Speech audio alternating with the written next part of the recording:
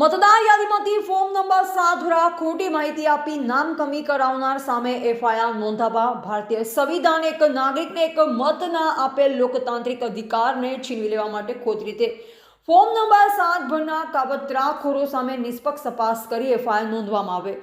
કચ્છ કોંગ્રેસ લોકશાહી જીવંત રાખવા મજબૂત લડાઈ ચલાવશે તેમ વીકે હુંબલ જણાવી રહ્યા છે।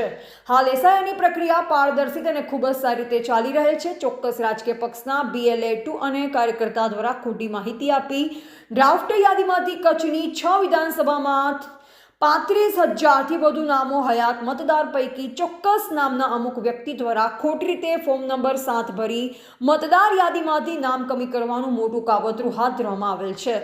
કાયદાકીય કલમ મુજબ ખોટી માહિતી આપવા બદલ ખોટા દસ્તાવેજ રજૂ કરવા અને છેતરપિંડી ભારતીય ન્યાય સંહિતા BNS IPCની કલમ હેઠળ ગુનો દાખલ થઈ શકે છે। આવા જમા થયેલ ફોર્મ નંબર 7માં ખોટી માહિતી આપી મતદારોનું નામ રદ કરવા વાંધો ઉઠાવનાર વ્યક્તિ સામે તાત્કાલિક એફઆઈઆર કરવા અમારી માંગણી છે। કોઈપણ મતદારના નામ સામે વાંધો આવે ત્યારે નિયમ મુજબ મતદારને નોટિસ આપી તેને સંભળવામાં આવે તેમજ કોઈપણ મતદારનું યોગ્ય પ્રક્રિયા કર્યા વગર નામ કમી કરી શકાય નહીં।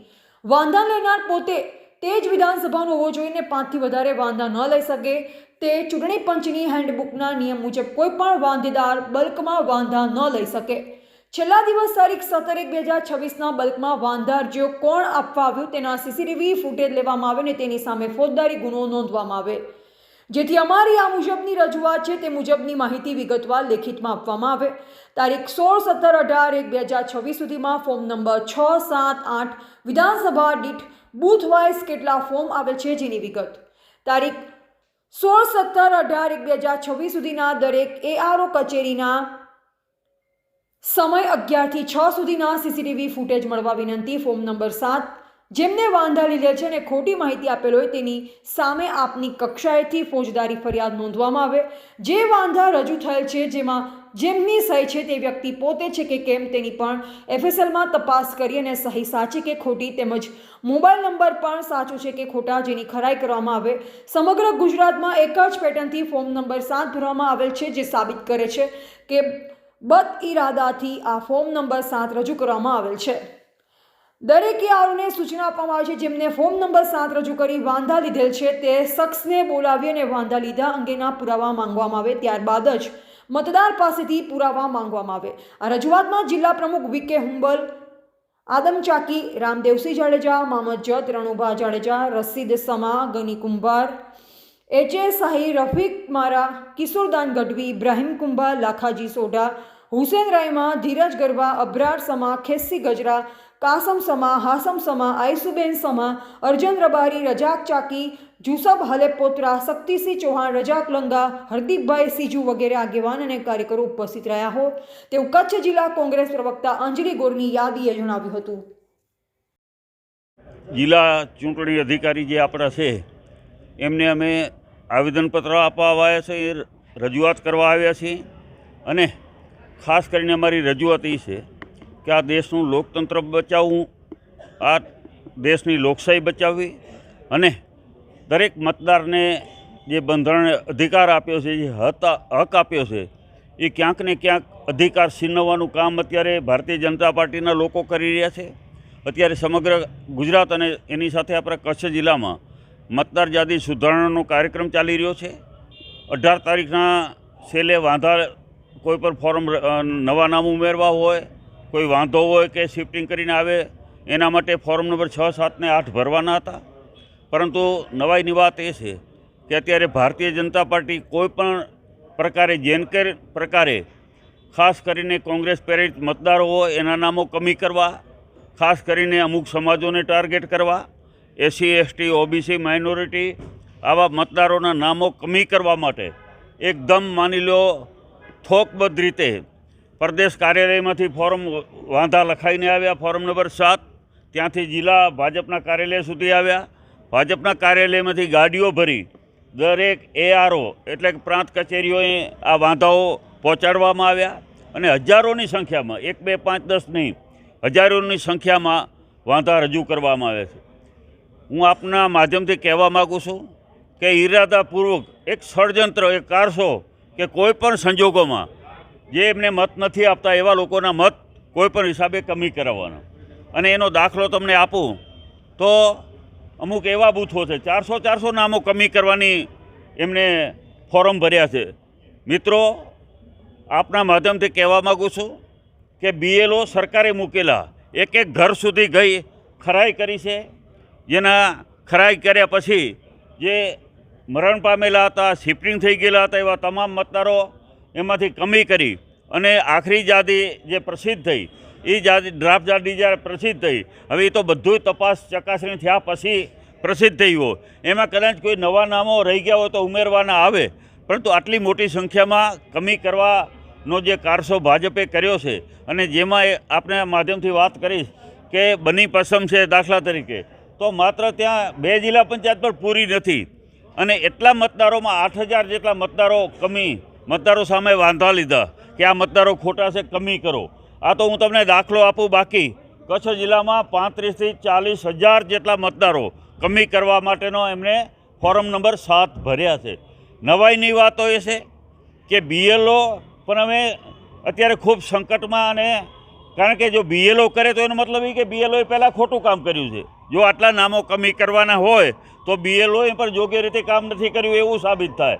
એટલે BLO તરફથી પણ અત્યારે આ લોકો દબાણ કરે છે ભાજપવાળા, કોઈ પણ હિસાબે એમના નામો કમી થવા જોઈએ. અને હું તમને એક દાખલો આપવા માગું છું કે એક BLO છે ભાઈ મેહુલ કુમાર રમેશચંદ્ર દવે, જે અંજારમાં અમારા મત વિસ્તારમાં આવે છે અને એને એનો ભાગ નંબર 253માં એમને પોતે ફરિયાદ કરી છે, પ્રાંત કચેરીમાં ફરિયાદ કરી છે કે આ ખોટા બધા અમારા ઉપર દબાણ કરે છે, ખોટા અમને અહીંયા વાંધો લેવામાં આવ્યા છે. હકીકતમાં એકદમ માની લો ખોટી અરજીઓ આપેલી છે, એની સામે ફોજદારી થાય એવું અમે કોંગ્રેસ પક્ષ તો કદાચ માની લો કે એ માની લે, પણ બૂથ લેવલનો ક્યારે એ અધિકારીએ કીધેલું છે. જે BLO એમ કહે છે કે એની સામે ફરિયાદ કરો, જે ખોટા ફોર્મ ભરીને અમારી પાસે રજૂ કર્યા છે.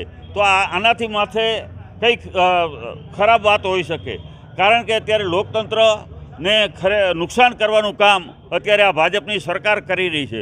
તો જેમના નામો છે, જેમને મત આપવાનો અધિકાર છે, એમના નામો તમે કમી કેવી રીતે કરી શકો? આજે દરેક અમે બધી કચેરીઓમાં AROમાં અમારા તાલુકા કોંગ્રેસના પ્રમુખો ગયા, આગેવાનો ગયા, હોદ્દેદારો ગયા, બધી જગ્યાએ અમે તપાસ કરી તો દરેક વિધાનસભા દીઠ 7 થી 8000ના મતદારોના નામો કમી કરવા માટેના ફોરમ નંબર 7 ભરાણા છે. અને આ ફોરમ નંબર 7 છે એ પ્રદેશ કક્ષાએથી ભરાઈ, ટાઈપિંગ થઈ અને ખોટી સહીઓ, મોબાઈલ નંબર ખોટા અને રજૂ કરી દીધા છે.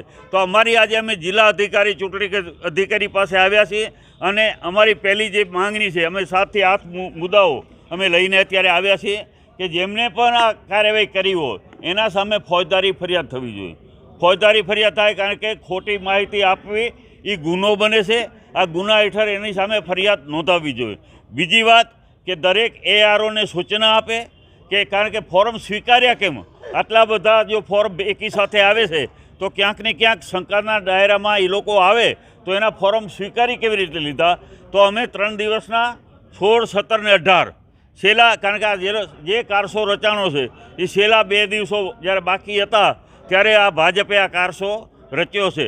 તો અમારી માંગણી બીજી એવી છે કે છેલ્લા 3 દિવસના CCTV ફૂટેજ આપો, તમને કોણ ફોર્મ આપવા આવ્યું છે અને કોણ નથી આવ્યું. આ ખાસ અત્યારે પરિસ્થિતિ એક ખાલી કચ્છ જિલ્લાની નથી, આખા ગુજરાતમાં 8 થી 9 લાખ એવા નામો એ કમી કરાવવા માગે છે. અને એમાં ખાસ કરીને માની લો કે જે કોંગ્રેસ પ્રેરિત મતદારો છે એવા મતદારોના એ નામ અત્યારે કમી કરવા માગે છે. અમે તો જોયું કે તમે જુઓ જે બૂથ છે, તમે જ્યાં જોશો કે કોંગ્રેસને જે બૂથ ઉપર વધારે મત મળ્યા ત્યાં ગમે એમ કરીને એના નામ કમી કરો અને એક વિધાનસભામાં 8 થી 10 હજાર કમી થાય એટલે એનું જીતવું એના માટે સરળ થઈ જાય. તો આ એક જાતનું લોકતંત્રનું, લોકશાહીનું એક હત્યા છે.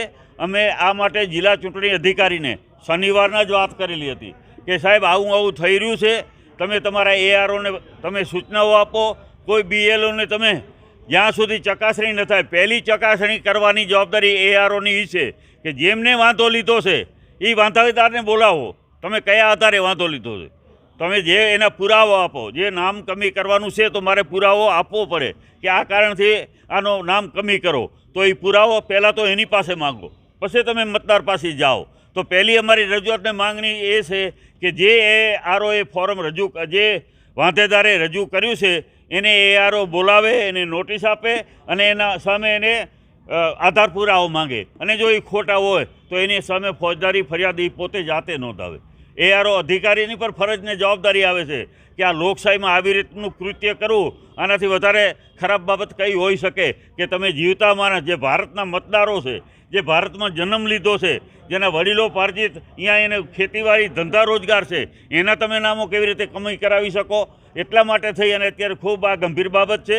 આ ગંભીર બાબતની માટે આજે અમે જિલ્લા અધિકારીને મળી અને ખાસ કરીને AROને એ સૂચનાઓ આપે, અને જે BLO પોતે એવું ફરિયાદ જાતે કરાવે છે તો એની પર ગંભીરતા લઈ અને ખરેખર ખોટું થઈ રહ્યું છે. એક મોટું ષડયંત્ર છે એમ કહી તો કહીએ, કારણ કે આ બધું પ્રદેશના કાર્યાલયમાંથી જે ઓનલાઈનમાંથી ડેટા મેળવી અને એનું ષડયંત્ર કરી અને દરેક આપણે જિલ્લા મથકેમાંથી તાલુકા મથકો સુધી પહોંચાડ્યું છે. અને અમે શિક્ષકો ઉપર દબાણ અત્યારે અમને ઘણી શિક્ષકોની જે BLO તરીકે કામ કરે છે એની પણ અમારી પાસે ઘણી રજૂઆતો આવી છે, અને એમને પણ કીધું છે કે અમારા ઉપર દબાણ કરે છે. ગમે એમ કરો, તમે આ ફોરમ લ્યો, એના નામ એક વખત કાઢી નાખો, પછી જ્યારે વાંધા એનો નિકાલ થાય ત્યારે. એટલે આવું દબાણ લાવી અને લોકતંત્રની જ્યારે હત્યા કરવા માંગે છે ત્યારે આ લોકતંત્રને બચાવવા માટે આપણે બધાએ ભેગા થઈ અને એનો સામનો કરવો પડશે. અને એક પણ ખોટો મતદાર જો કદાચ નીકળશે, એક પણ સાચો મતદાર જો નીકળી જશે અને આ કોઈ પણ રીતે ખોટી રીતે કોઈ મતદાર કઢાવશે તો એના જવાબદાર જેમને વાંધો લીધો એ તો છે જ, પણ જવાબદાર ચૂંટણી અધિકારી પણ છે. ચૂંટણી અધિકારીને અમે કહેવા માગીએ છીએ કે એક પણ સાચો મતદારનું નામ નીકળવું ન જોઈએ. કારણ કે આ દેશના બંધારણે દરેક નાગરિકને અધિકાર આપ્યો છે, અને એક મતથી આ સરકાર બનતી હોય ત્યારે એક મતની જ્યારે કિંમત હોય ત્યારે એક પણ મત એમાંથી સાચો મતદાર નીકળવો ન જોઈએ. અને આના માટે નીકળશે તો કોંગ્રેસ લડી લેવા તૈયાર છે. આજે અમારા પ્રદેશ કોંગ્રેસના આગેવાનો સાથે પણ મિટિંગ હતી અને આની ફરિયાદ અમે રાજ્ય ચૂંટણી પંચ સુધી અને કેન્દ્રના ચૂંટણી પંચ સુધી પણ કરીશું, અને જરૂર પડે તો સુપ્રીમ કોર્ટ સુધી પણ જઈ અને આ લોકોને અમે ખુલ્લા પાડીશું. કારણ કે આ લોકો ચોર છે, જીતી શકે એવી પરિસ્થિતિ અત્યારે દેખાતી નથી. અનેક નામો પહેલા તબક્કામાં કચ્છમાં 2,14,000 નામ નીકળી ગયા છે, એટલે પોતે પણ એનો જ્યારે ખુરશી ખતરામાં લાગે છે ત્યારે અમે આવા નવા નુસ્ખા એ કરી રહી છે, પણ એમાં એમને સફળ અમે થવા દેશું નહીં. એના માટે આજે અમે આવેદનપત્ર આપવા આવ્યા છે. આજે ભુજમાં પણ ઘણા ગામડાના લોકો પણ અહીંયા આવ્યા હતા. કોઈ ગામમાં અમારે દાખલા તરીકે અહીંયા કે બાજુમાં વરનોરા ગામ છે ભુજ તાલુકાનું, એક જ બૂથમાં 265 નામ કમી. કઈ રીતે આ શક્ય બને? ઘણી જગ્યાએ સરપંચોના નામ કમી, સરપંચોના, તાલુકા પંચાયતના સભ્યોના એના નામે કમી માટે નામ કાઢવા માટેની ફરિયાદો આવેલી છે.